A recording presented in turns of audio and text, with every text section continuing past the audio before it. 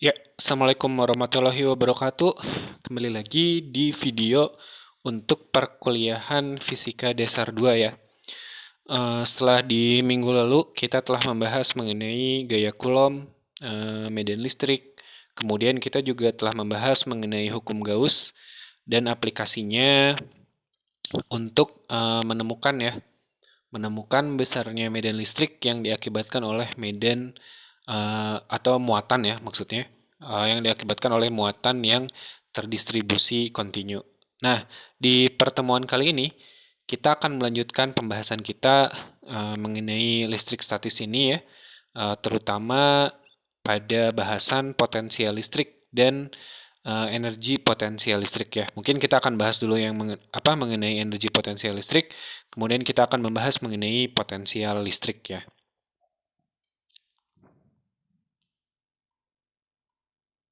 Oke. Nah, bayangkan kalau kita memiliki sebuah muatan ya, muatan sumber Q. Kita memiliki sebuah muatan sumber Q, kemudian eh, kemudian pada katakanlah muatan sumber ini adalah muatan sumber positif ya. Katakanlah dia muatan sumber yang positif. Jika dia adalah muatan positif, maka di sekitarnya itu akan ada garis-garis medan listrik ya, atau garis-garis gaya listrik yang arahnya itu keluar dari muatan tersebut. Nah, jika kita letakkan gitu ya, jika kita simpan sebuah muatan uji gitu ya, muatan lain, eh, kita sebut muatan lain itu adalah kinol. Kinol adanya di sini gitu ya.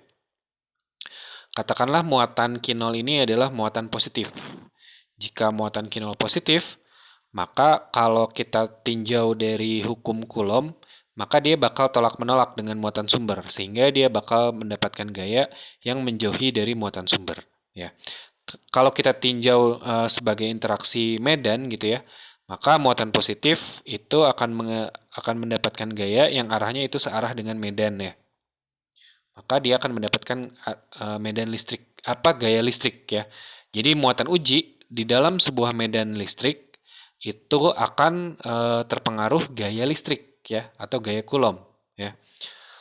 Nah, dia akan mengalami gaya Coulomb ya. Jadi muatan di dalam sebuah medan listrik dia akan mengalami gaya listrik ya, besarnya adalah Q0 kali E ya. Jadi dia besarnya tinggal dikali muatannya dikali dengan medan listriknya itu berapa gitu ya.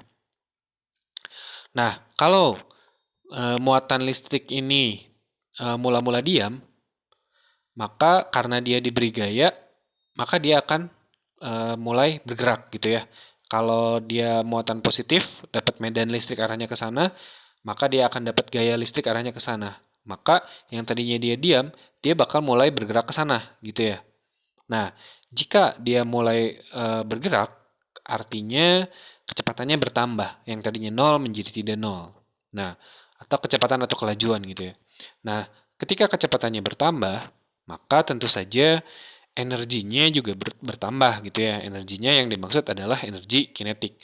Jadi, muatan yang tadinya diam di sini, karena dia mendapatkan medan listrik, dia itu dapat gaya kan ya ke sana ya. Maka dia kecepatannya bertambah, maka energi kinetiknya juga bertambah. Yang tadinya 0 menjadi tidak 0. Ya kan? Ketika dia diam berarti energi kinetiknya 0. Ketika dia bergerak, energi kinetiknya itu menjadi tidak 0. Nah, faktor apa nih yang mempengaruhi uh, adanya energi kinetik ini gitu ya? Nah, tentu saja kita katakan ada usaha gitu atau ada kerja dari luar yang bekerja pada muatan gitu ya. Nah, bisa jadi seperti itu atau opsi lainnya adalah energi yang dimiliki oleh muatan ini itu adalah mengalami pengurangan gitu. Jadi dia akan menambah apa? Dia tadinya diam, kemudian bergerak. Artinya tadinya tidak ada energi kinetik menjadi ada energi kinetik, ada pertambahan energi kinetik pada muatan ini. Nah, penjelasannya kan ada dua, apakah dia diberi usaha dari luar atau ada energi lain yang berkurang ya. Energi lain itu yaitu adalah energi potensial. Jadi kan ketika energi potensialnya berkurang itulah energi kinetiknya bertambah gitu kan ya. Nah, bentuk energi lain ya dia dapat gaya ke sana gitu ya ceritanya. Nah, bentuk energi lain yang paling mungkin gitu ya eh, berkurang itu tadi itu adalah energi potensial ya.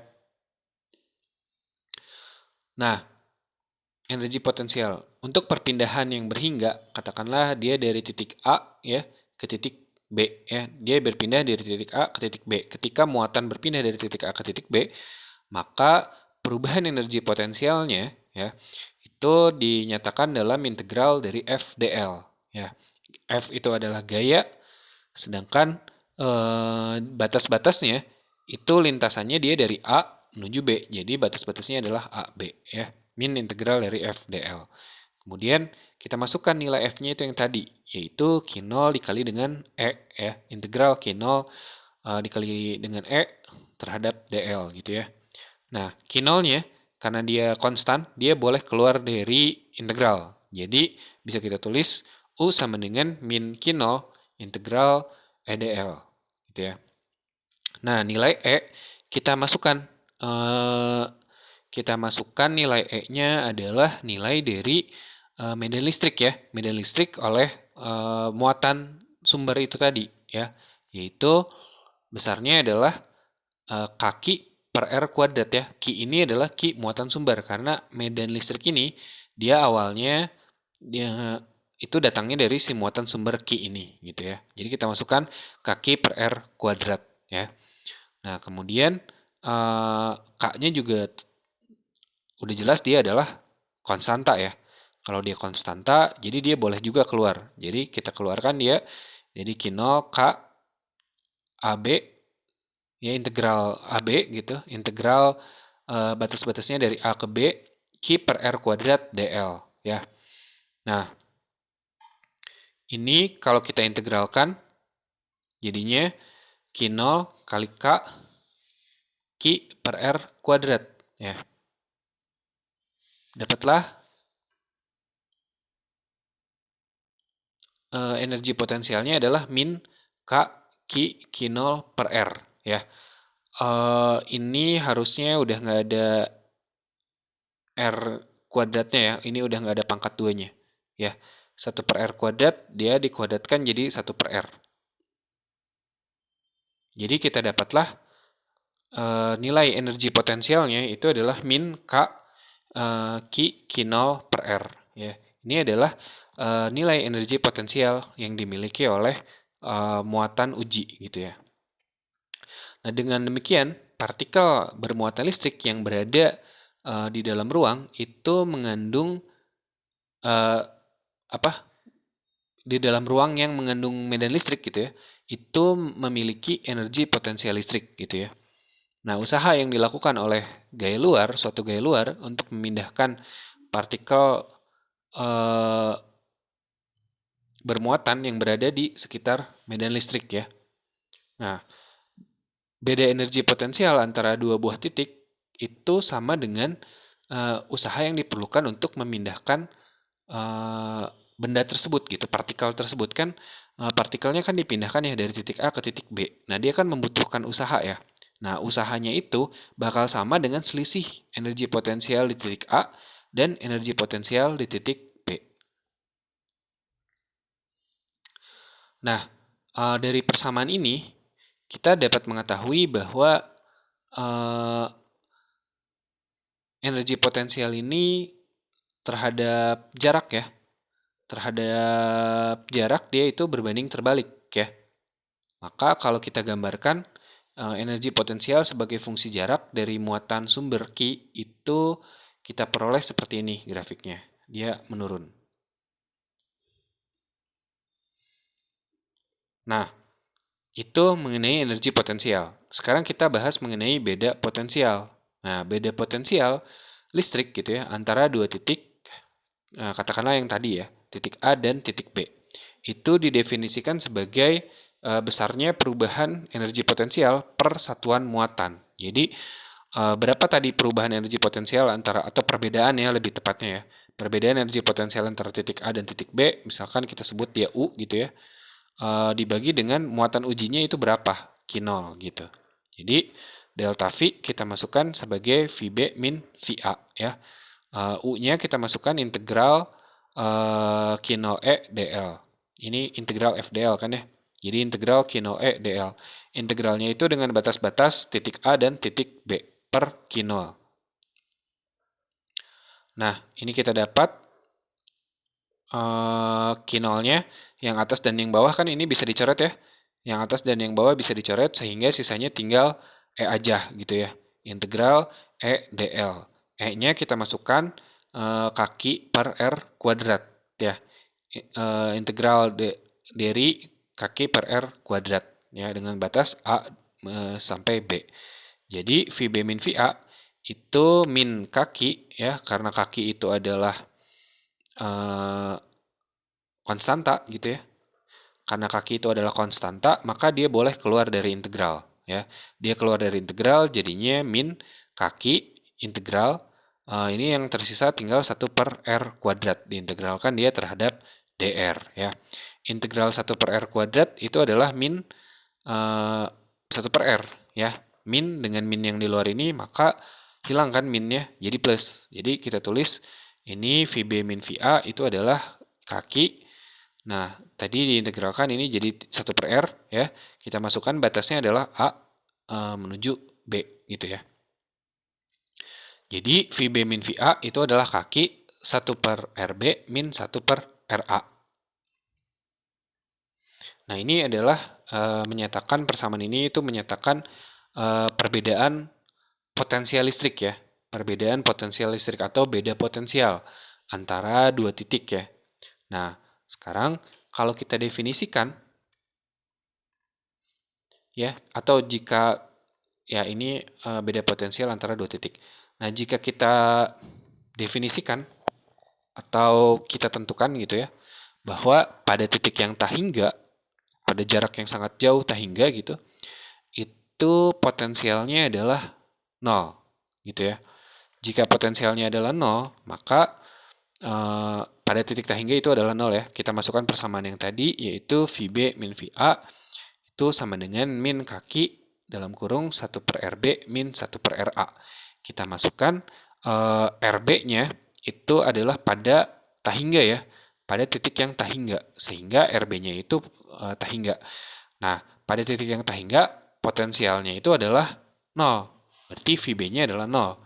Jadi 0 min VA itu sama dengan min kaki ya, 1 per lambda min 1 per RA.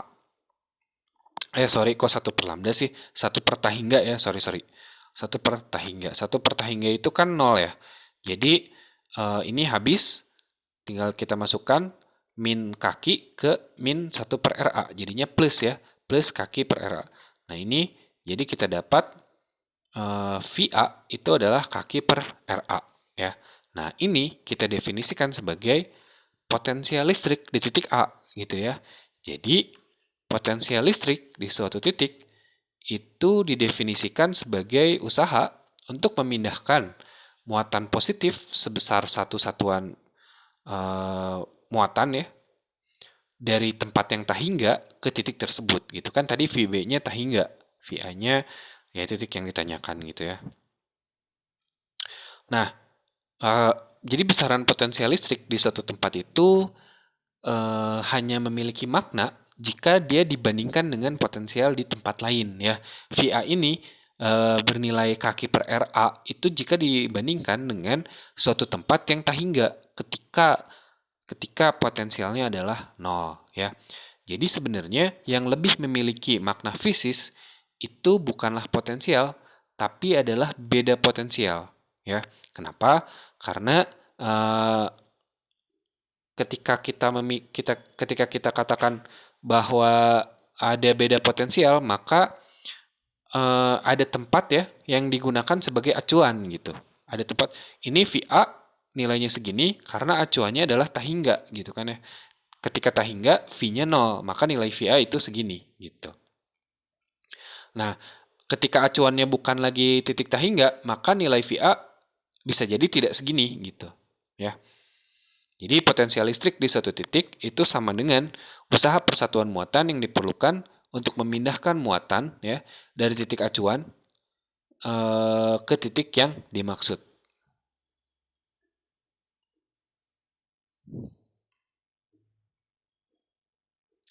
Nah, berikutnya kita akan membahas mengenai satuan ya, satuan dari potensial listrik ya. Nah, karena potensial listrik adalah energi potensial elektrostatik per satu satuan muatan ya. Kan tadi energi potensial listrik itu atau perbedaan potensial itu kan perbedaan atau perubahan energi potensial ya, atau perbedaan energi potensial per satu satuan muatan. Jadi potensial itu adalah besarnya energi potensial per satu satuan muatan. Maka satuan internasional untuk beda potensial itu adalah joule per coulomb ya. Karena energi potensial satuannya adalah joule, sedangkan muatan listrik itu satuannya adalah coulomb. Jadi satuannya adalah joule per coulomb. Ya. Nah, 1 joule per coulomb ini itu dia setara dengan 1 volt ya.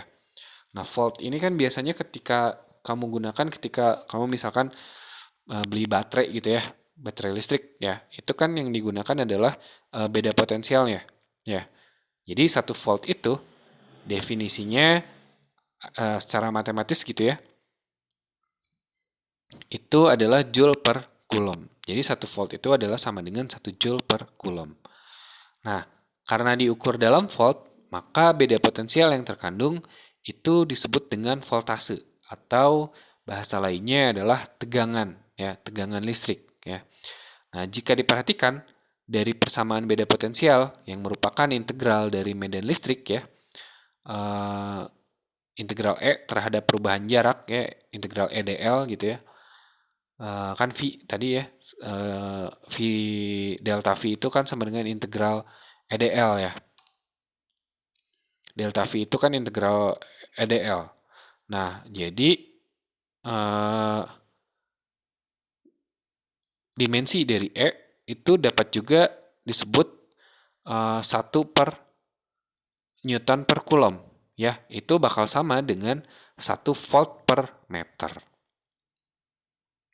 Nah, oleh karenanya, beda potensial itu V ya, itu sama dengan medan listrik dikali dengan jarak. Ya, coba lihat aja analisis dimensinya. Beda potensial kan V ya. Nah, medan listrik itu kan aslinya N per C kan, N per C. Nah, tapi N per C ini tadi kan sudah dikatakan dia bakal sama dengan 1 V per M. Jadi medan listrik satuannya adalah V per M dikali dengan jarak. Jarak itu kan satuannya M.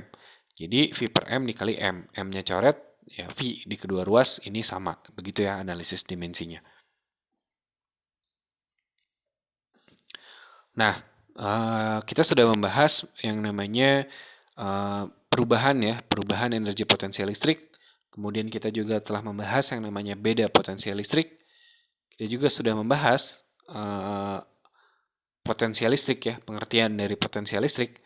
Nah, sekarang bagaimana kalau muatan sumbernya itu lebih dari satu ya. Jadi berikutnya kita akan membahas mengenai potensial listrik yang diakibatkan oleh beberapa muatan titik ya. Jadi kita akan membahas mengenai bagaimana jika potensial listriknya itu diakibatkan oleh beberapa muatan sumber ya.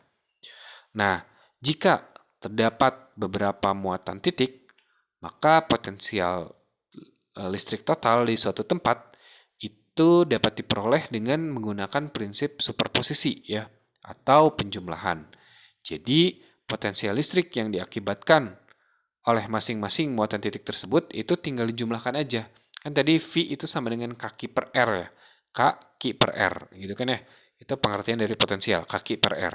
Nah, kalau misalkan muatannya ada banyak, maka ya tinggal dijumlahkan. Jadi kaki per R1 ditambah kaki per R2 ditambah kaki per R3 dan seterusnya. Ya. Nah, karena di setiap ruas itu pasti ada K-nya ya, maka K-nya itu boleh dikeluarin dari kurung. Jadi kita dapat V itu sama dengan K Q1 per R1 tambah Q2 per R2 tambah Q3 per R3 dan seterusnya. Nah, yang perlu dipahami bahwa potensial listrik ini merupakan besaran skalar, ya. Jadi, penjumlahannya dia tidak melihat arah, ya. Dia tidak melihat sudutnya, dia hanya melihat eh, nilainya saja, ya. Nah, jadi jika muatannya dia bernilai positif atau negatif, angkanya itu tetap dimasukkan, ya, tetap dimasukkan ke sini. Mari kita bahas salah satu contoh, ya. Salah satu contoh mengenai perhitungan dari potensial listrik, ya. Jadi di sini ada dua buah muatan, ya. Ada dua buah muatan. Yang satu muatannya adalah 8 nanocoulomb, ya. 10 pangkat min 9 kan sama dengan 1 nano, ya.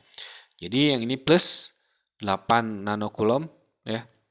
Yang ini, yang sebelah sini itu min 8 nanocoulomb.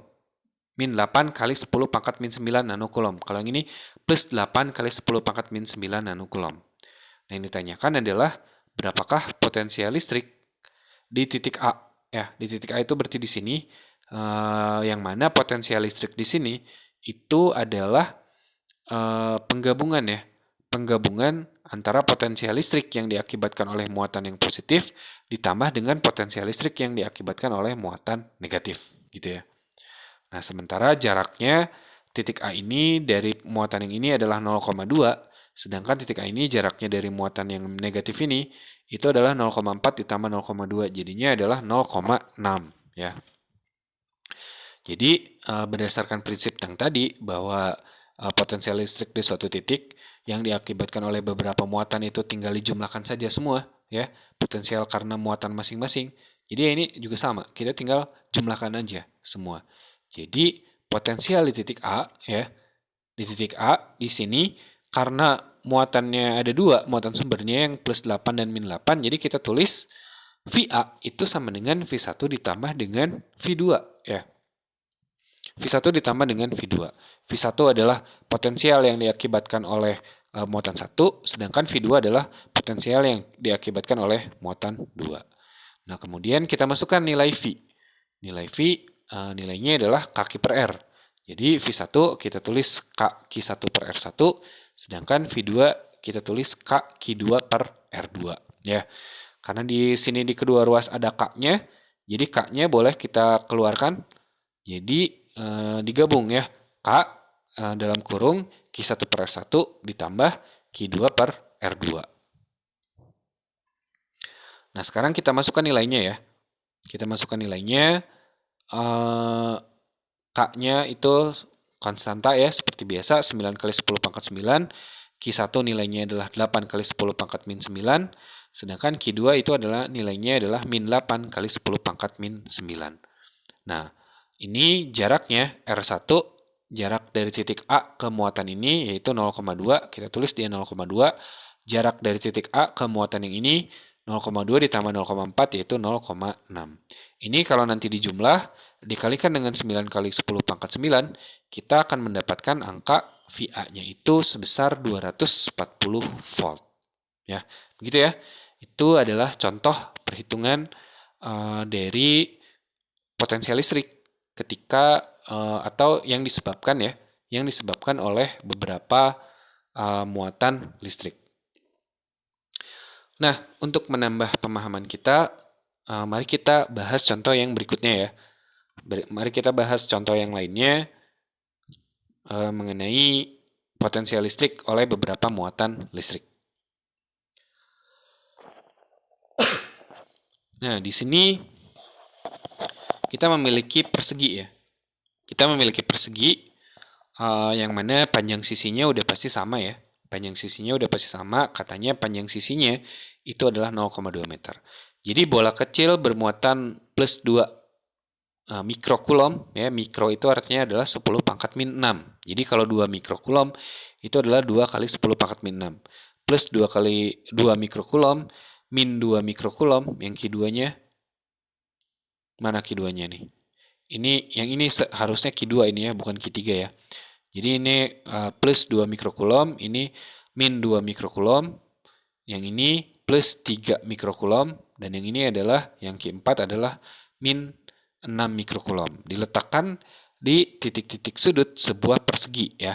Persegi tentu saja dia memiliki panjang sisi yang sama ya. Katanya panjang sisi dari persegi ini adalah 0,2 meter ya. Nah, pertanyaannya adalah tentukan potensial listrik di pusat persegi. Jadi, berapa potensial listrik di titik P ini nih, ya. Nah, tadi berdasarkan prinsip penjumlahan potensial listrik, ya kan sebenarnya tinggal ditambah aja ya. Tinggal ditambah aja V1 ditambah V2 ditambah V3 ditambah V4. Di mana menghitung V itu adalah kaki per R ya, di mana Q-nya itu adalah muatan sumber dan R-nya itu adalah jarak antara muatan sumber dengan titik yang ditanyakan. Nah, jadi kita harus tahu nih jarak antara titik P dengan masing-masing muatan ini ya. Karena dia adalah sebuah persegi ya. Karena dia sebuah persegi dan yang ditanyakan adalah titik yang di tengah, maka sudah pasti jarak antara titik yang di tengah ini dengan yang lain itu adalah sama ya. Jarak dari muatan yang di titik tengah ini dengan masing-masing muatan yang lain itu semua sama. Jadi R-nya sama. Jadi kita hanya cukup menghitung satu R aja gitu ya. Nah, oleh karena itu caranya gimana? Ya pasti kita hitung dulu yang namanya diagonalnya ya. Diagonal dari persegi ini, diagonal sisi ya. Diagonal dari persegi. Kalau ini adalah 0,2, ini adalah 0,2, maka diagonal ini nih yang warna hijau itu bisa dihitung dengan menggunakan persamaan Pitagoras ya. Jadi D sama dengan akar ya S kuadrat ditambah S kuadrat ya. S yang ini ditambah S yang ini kuadrat ditambah S yang ini kuadrat. Jadi kita dapat S kuadrat tambah S kuadrat ya jadinya adalah 2S kuadrat. 2S kuadrat, S kuadratnya boleh keluar dari akar ya. Jadi kuadratnya hilang sehingga yang tersisa di dalam akar itu adalah akar 2 aja. Jadi S-nya, sekarang kita tinggal masukkan nilai S-nya, itu sudah diketahui bahwa nilai S-nya adalah 0,2. Jadi kita dapat diameternya ya, atau bukan diameter, sorry, diagonal. Diagonal dari persegi ini adalah 0,2 akar 2. Nah, kalau panjang diagonalnya adalah 0,2 akar 2, maka dari gambar ini sudah terlihat bahwa jarak antara P dengan muatan itu adalah R kan ya. Itu pasti setengah dari D. Ya, tengah-tengahnya kan ini segini. Jadi setengahnya, berarti setengah dari 0,2 akar 2. Nah, ini tinggal bagi 2 aja, gitu kan ya. Jadi R1 itu bakal sama dengan R2, bakal sama dengan R3, bakal sama dengan R4. Itu nilainya semua adalah 0,2 akar 2 dibagi 2 atau dikali setengah gitu ya.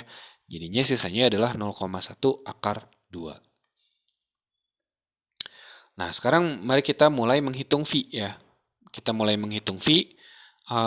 Kita hitung bahwa V di titik P itu adalah penjumlahan dari V yang disebabkan oleh keempat muatan ini. Ya, jadi kita tulis Vp itu sama dengan V1 ditambah V2 ditambah V3 ditambah dengan V4. Nah, kemudian kita masukkan nilai V masing-masing ya. Yang mana nilai V masing-masing adalah yaudah kaki 1 per R1 tambah kaki 2 per R2 ditambah kaki 3 per R3 ditambah kaki 4 per R4. Karena di sini semuanya ada K-nya, jadi K-nya boleh kita keluarin. Yang tersisa di dalam kurung adalah Q1 per R1 tambah Q2 per R2 tambah Q3 per R3 dan Q4 per R4. Nah, setelah itu kita masukkan nilainya ya. Nilai K itu sudah jelas ya, 9 kali 10 pangkat 9. Jadi kita tulis di 9 kali 10 pangkat 9. Nah, sekarang muatannya kita tulis nih muatan masing-masing. Q1 2 mikrokulom, 2 mikro jadinya 2 kali 10 pangkat min 6 ya. Q2 min 2 mikrokulom jadinya min 2 kali 10 pangkat min 6. Q3 3 mikrokulom jadinya 3 kali 10 pangkat min 6. Yang terakhir Q4 adalah min 6 mikrokulom. Jadi min 6 kali 10 pangkat min 6. Nah, kebetulan di soal ini jaraknya itu dia semua sama. Jadi 0,1 akar 2 semuanya ya. Per 0,1 akar 2 semuanya. Nah, perhitungan ini itu memudahkan kita ketika ada nilai yang sama tapi beda tanda nih. Contohnya yang ini. Ini 2 kali 10 pangkat min 6 per sekian gitu kan ya. Yang ini min 2 kali 10 pangkat min 6 per sekian. Jadi ketika dijumlah, mereka berdua pasti nilainya adalah 0 atau habis ya. Nah, yang ini 3 kali sekian ditambah min 6 kali sekian, dimana sekiannya itu sama ya, 10 pangkat min 6 per 0,1 akar 2. Jadi 3 dikurang 6 ya jadinya adalah min 3.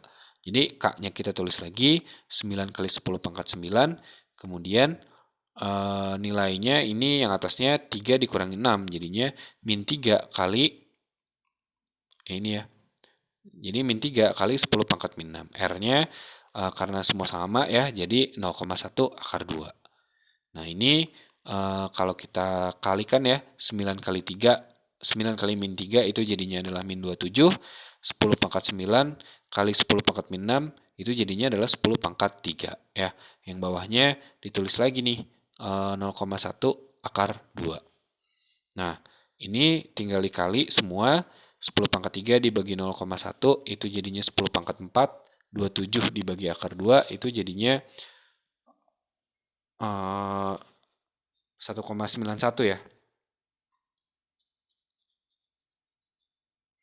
Jadinya 19,1 ya. Jadi 19,1 kali 10 pangkat 4 atau bisa kita tulis 191 atau min 191 dikali 10 pangkat 3. Nah, atau bisa kita sederhanakan atau kita tulis notasi ilmiah ya. Jadi 1,91 kali 10 pangkat 5 volt. Inilah hasil penjumlahan dari tegangan atau beda potensial atau potensial ya, potensial yang diakibatkan oleh keempat muatan di titik tengah atau di titik P. Ini tinggal dijumlah aja secara skalar ya. Secara matematis dia bagaimana hasilnya. Nah, itu tadi kita sudah membahas atau sudah memberi contoh ya. Kita sudah melihat contoh bagaimana perhitungan dari potensial listrik ya yang diakibatkan oleh beberapa muatan listrik. Nah, contoh berikutnya kita akan membahas mengenai bagaimana penentuan dari energi potensial listrik ya. Energi potensial listrik dari 3 muatan gitu ya. Nah, kalau muatannya cuma 2 ya, katakanlah muatannya adalah Q1 dengan Q2. Nah, ini perhitungan energi potensialnya gampang ya. Jadi tinggal K, Q1, Q2 per R. Nah, masalahnya kalau ada 3, jadi interaksinya kan 3 antara Q1 dengan Q2, Q1 dengan Q3, dan Q2 dengan Q3. Jadi ini kita tinggal jumlahkan. Oke, nah tentukan energi potensial sistem 3 muatan berikut ya. Jika Q1 itu sama dengan plus Q, sedangkan Q2 itu adalah min 4Q, dan Q3 itu adalah plus 2Q. Dengan D adalah 12 cm ya, karena ini segitiganya adalah segitiga sama sisi, maka jika satu sisi itu adalah 12 cm, maka sisi yang lain juga sama, yaitu dia 12 cm. Dengan D-nya adalah 12 cm, dan besarnya Q itu adalah 150 nanocoulomb. Jadi misalkan nih, ini Q1 plus Q, ya udah berarti plus 150 nanocoulomb. Kalau ini Q2 adalah min 4Q, jadi 150 nanocoulomb ini dikali 4 dan seterusnya begitu ya. Jadi nilai D-nya adalah 12 cm, atau boleh kita tulis dalam meter yaitu 0,12 ya. Sedangkan nilai Q-nya adalah 150 nanocoulomb.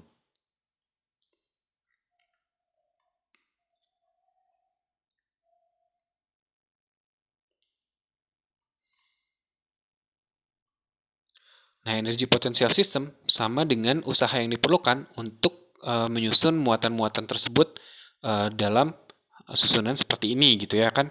Untuk menyusun muatan-muatan ini dalam susunan seperti ini dibutuhkan energi kan ya, atau dibutuhkan usaha gitu. Harus dilakukan usaha. Nah, ketika usaha itu dilakukan pada ketiga muatan ini, dan muatan ini pada keadaan seperti ini, maka muatan ini memiliki sebuah energi. Nah, itu energinya adalah energi potensial.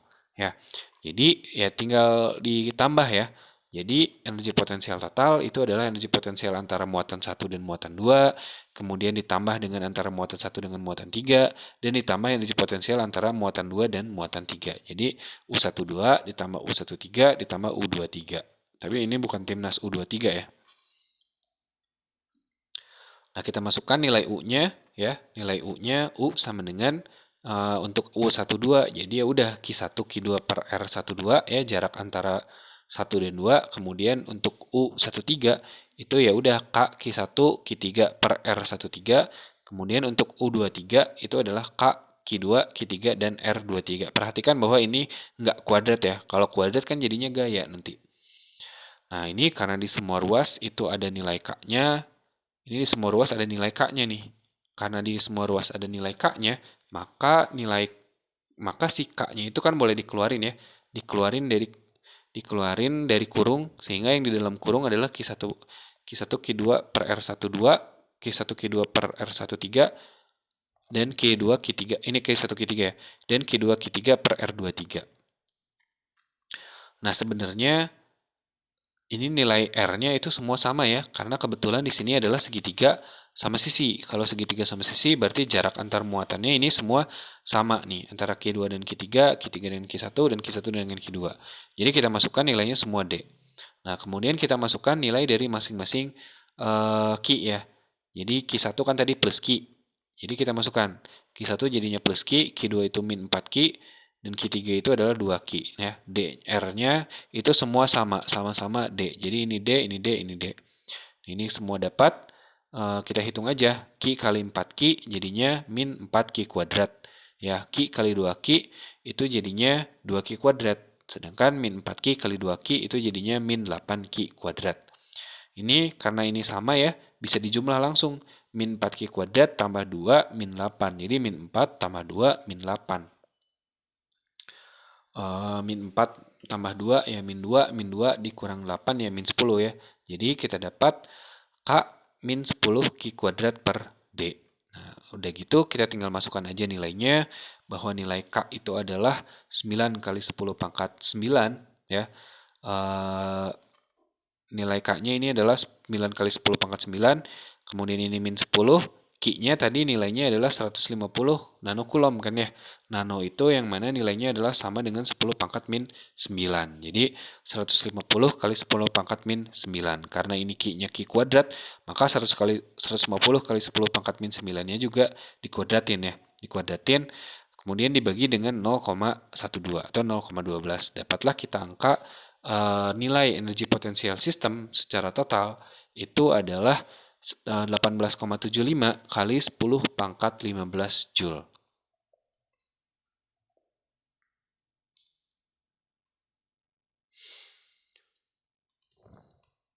Nah, berikutnya kita akan membahas bagaimana potensial listrik yang diakibatkan oleh muatan yang terdistribusi ya. Nah, katakanlah kita memiliki sebuah plat Tahingga ya. Kita memiliki plat Tahingga, kemudian kita ingin mencari berapakah potensial listrik di titik ini gitu, di titik X katakanlah begitu. Nah, di titik X ini pada pertemuan sebelumnya sudah pernah dibahas bahwa pada plat Tahingga itu di titik tertentu itu akan ada besarnya medan listrik ya, yang besarnya adalah sigma per epsilon 0. Nah, di sini tampak bahwa persamaan ini itu tidak bergantung pada X. X-nya berapapun, di sini nggak ada X. Jadi, konstan gitu ya. Tampak bahwa kuat medan listrik itu konstan dimanapun lokasinya terhadap plat ya. Dan pada jarak berapapun dari plat. Jadi, nilai medan listrik itu sama ya, homogen dia. Homogen sepanjang jalan ini.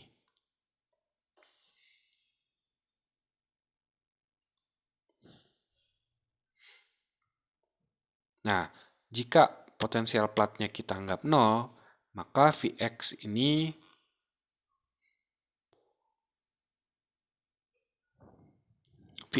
adalah V0 dikurangi integral EdX ya, dengan batas-batas itu dari 0 hingga ke X ya. Jadi V0 dikurangi integral E-nya kita masukkan tadi nilainya sudah ada, yaitu sigma per 2 epsilon 0 ya. Jadi integral 2 per epsilon 0 dx ya. Nah, ini sigma per 2 epsilon 0 maksudnya ya. Nah, sigma per 2 epsilon 0 kan dia bisa dikeluarkan dari integral ya. Dia bisa dikeluarkan dari integral, dapatlah kita angka Vx itu sama dengan V0, bukan angka ya, persamaan ya. Min sigma per 2 epsilon 0 integral dx. Nah, integral dx sudah pasti x ya. Jadi kemudian batasnya adalah x dikurangi 0, ya udah tinggal x aja ya. Jadi kita dapat persamaan bahwa Vx itu adalah V0 dikurang sigma x per 2 epsilon 0. Nah, di sini tampak bahwa potensial yang dihasilkan plat tak berhingga itu berubah secara linear ya terhadap jarak dari plat ya, karena di sini ada x nih. Jadi ketika jarak dari plat atau x-nya itu berubah, maka beda potensi atau potensialnya itu berubah juga secara linear ya. Nah, kalau tadi media listrik kan nggak berubah ya, secara linear dia nggak berubah, tapi ternyata kalau potensialnya itu dia berubah. Nah, pada jarak yang tak berhingga, potensial ini menjadi tak berhingga juga. Tapi dia tak berhingganya bisa positif atau negatif, tergantung pada jenis muatan dari plat ya. Jenis muatan dari plat itu kan disimbolkan dengan sigmanya ya, atau rapat muatan per satuan luasnya.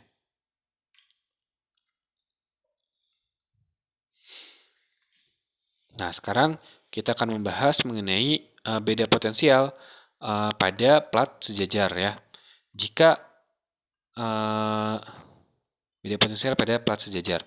Jika kita tempatkan ya dua plat pada sumbu koordinat sedemikian rupa sehingga plat kiri itu berada pada koordinat x sama dengan 0 ya, dan plat kanan itu pada koordinat x sama dengan d ya. Seperti yang diilustrasikan pada gambar berikut ini. Nah, ada gambar seperti itu. Jadi ada dua plat ya. Yang satu platnya itu disimpan di titik atau di titik x sama dengan 0, sedangkan yang kedua itu di titik tertentu di mana x sama dengan d. Nah, beda potensial antara dua plat adalah delta V sama dengan V kurang V0 ya. Jadinya min integral E dx ya. E-nya kita masukkan, kalau antara dua plat kan persamaan E-nya atau medan listriknya itu kan di bawahnya nggak ada duanya ya. Jadi sigma per epsilon 0 aja. Jadi integral dengan batas-batas x sama dengan 0 hingga x sama dengan d, sigma per epsilon 0 dx ya. Nah, sigma per epsilon 0-nya itu bisa dikeluarkan jadinya min sigma per epsilon 0 integral dx ya, dengan batas tadi adalah x-nya sama dengan 0 hingga x-nya sama dengan d ya. X-nya sama dengan 0 hingga x-nya sama dengan d. Integral dari dx ya udah pasti x gitu ya. Kemudian jadinya begini, min sigma per epsilon 0 x dengan batas 0 dan d. Ya, kita masukkan batasnya itu ke dalam x sehingga x-nya itu berubah menjadi d dikurang x-nya berubah menjadi 0. Karena dirubah menjadi 0 mah nggak ngaruh ya. Jadi sisanya hanyalah yang d aja. Jadi delta V itu sama dengan min sigma d per epsilon 0. Inilah besarnya beda potensial di dalam ya, atau pada plat sejajar.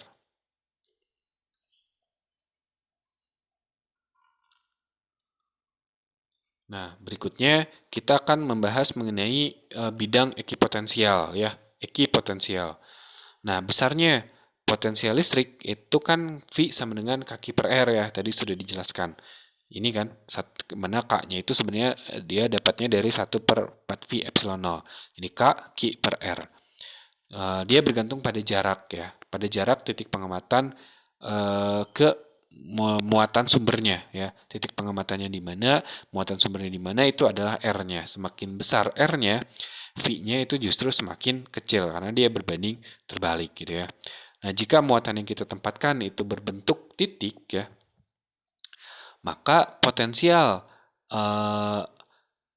jika muatan sumbernya adalah berbentuk titik, maka potensial listrik di titik-titik yang jaraknya R dari muatan tersebut itu bakal sama ya, bakal nilainya sama. Jadi kalau kita memiliki muatan sumber di sini ya. Nah, persamaan V-nya itu adalah kaki per R ya, enggak? Kaki per R, di mana R ini adalah jarak dari muatan ke titik yang ditanyakan. Misalkan, kalau titik yang ditanyakan itu adalah titik di mana jaraknya R terhadap muatan, maka segini kan, karena dia akan membentuk sebuah lingkaran ya. pada kenyataannya di dunia 3 dimensi itu dia berbentuk bola ya, berbentuk bola. Nah, jadi bola-bola itu adalah titik-titik di mana potensial listriknya itu sama. Jadi potensial listrik di sini dengan di sini, dengan di sini, dengan di sini itu semua sama. Kenapa? Karena jaraknya sama-sama R dari muatan tersebut, gitu ya. Jadi tampak bahwa titik-titik yang berjarak sama dari muatan itu memiliki potensial yang sama ya. Nah, permukaan atau bidang yang memiliki potensial listrik yang sama itu disebut dengan bidang ekipotensial.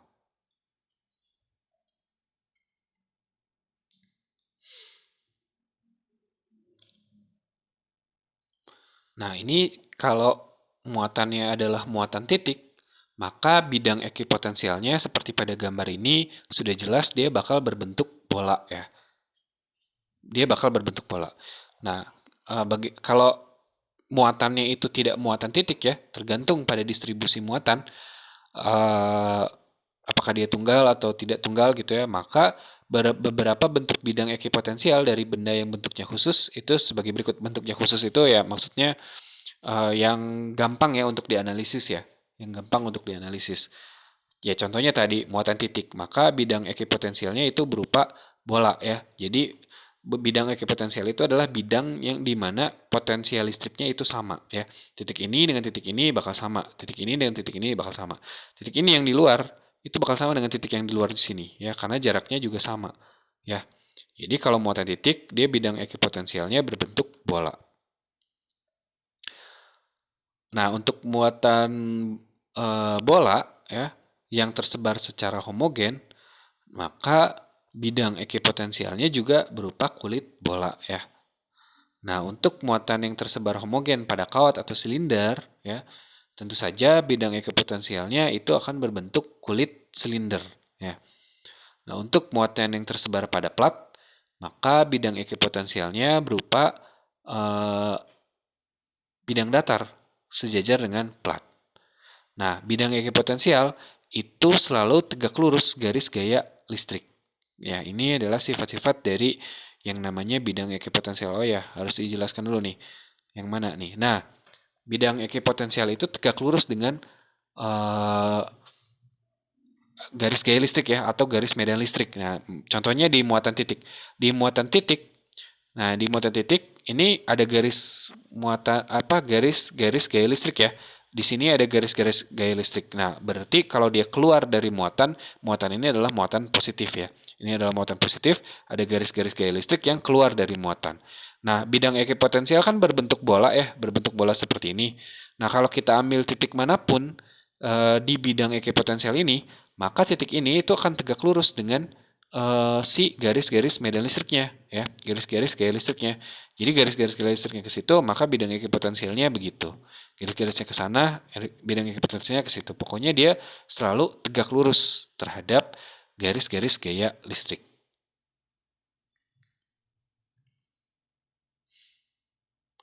Nah, satuan elektron volt itu adalah energi yang dimiliki elektron ketika berada pada potensial 1 volt. Jadi, 1 elektron volt itu adalah perkalian antara muatan elektron dengan 1 volt ya.